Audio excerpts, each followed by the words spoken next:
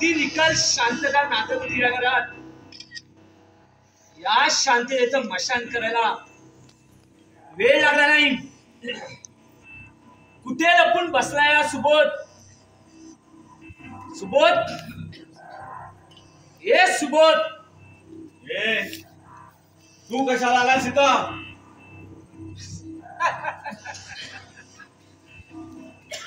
ए आवाज चढवून बोल नकोस, नाहीतर एकाच बारात आवाज कायमचा बंद करेन तुझा. आमची शिल्पा कुठे आहे? बोल इथून आणि चाल फोड इथून.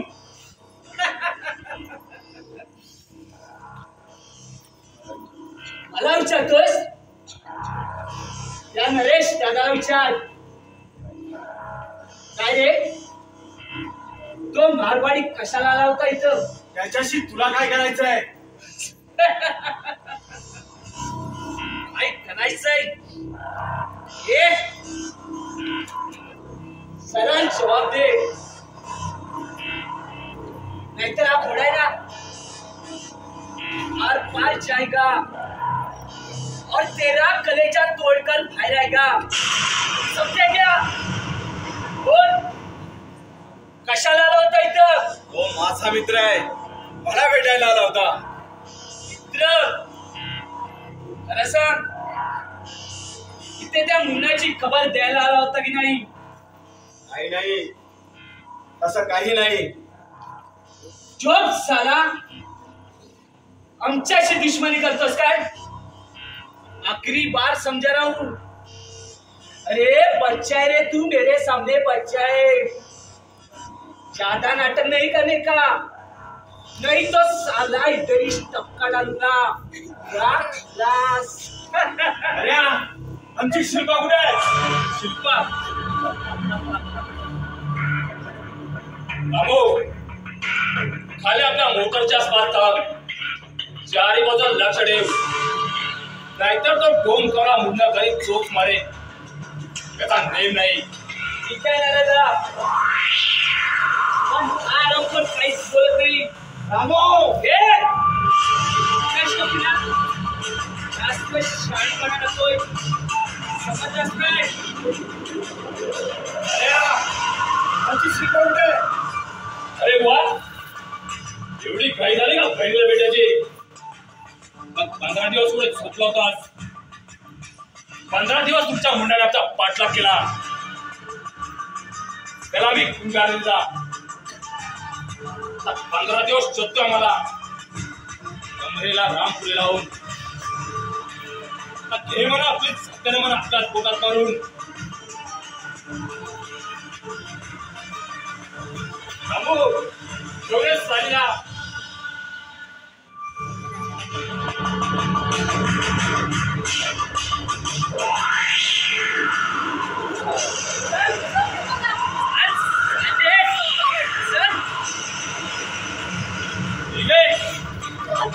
की भाई शेरने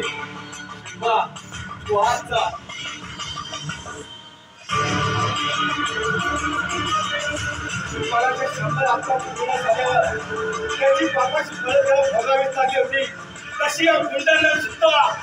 मी माझ्या पापाचे पाप भोगीत रे. त्याआधी माझ्या प्रतिज्ञेप्रमाणे तिची अब्रू उठते. हरामखोर साल्या, तुझी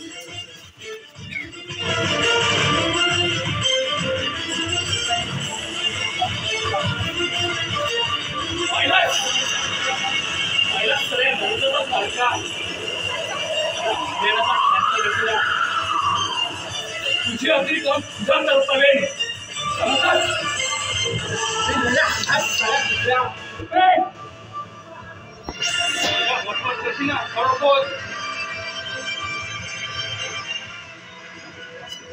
शेरा सवाशे जमायला असतो.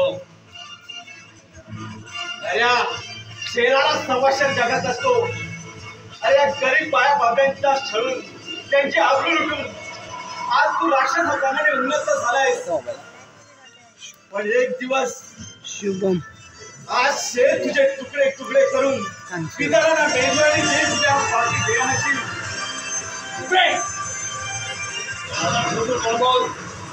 सगळ्यांची इच्छा असते ना तर तोंड सांभाळून बोल. आमच्यावर दुश्मनी पत्काले त्याच्या जागी आपण त्याच्या बहिणीची वाट लावली. आईला तू शिला ते बघतोच का सगळं डोळे करून पाहून आपल्या लाडक्या बहिणीला 15 दिवसाचा विलंब असेल. 15 दिवस माझ्या मीटिंग होती. मोठा भाऊ म्हणून ठेव दे. अरे करा सांगवान वाटल्यास त्या शिव्या शिव्या म्हणजे मला गणेशवाड्यांच्या गोळे वाटतात.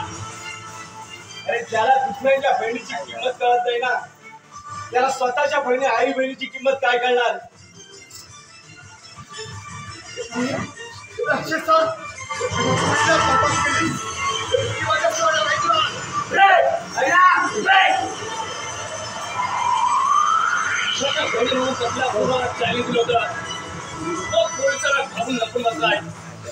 मी माझा चॅलेंज पूर्ण केलाय.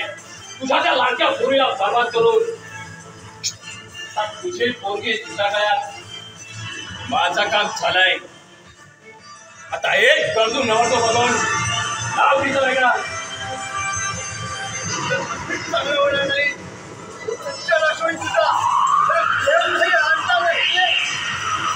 आता तुझा देव धर्म करता माझा काम झालाय. तुझ्या त्या गणे मारून कसल्या कमेंट पोराला हल्लाच करणार. तिचे तुकडे तुकडे करून फेकून देणार.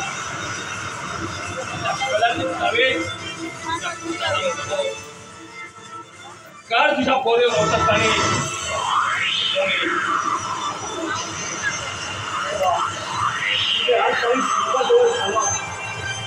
मी पोलीस स्टेशनला जाऊन येतो. संपत आलंय. माझ्या जीवाला शांती मिळणार नाही बाबा. शांती मिळणार नाही येतो मी.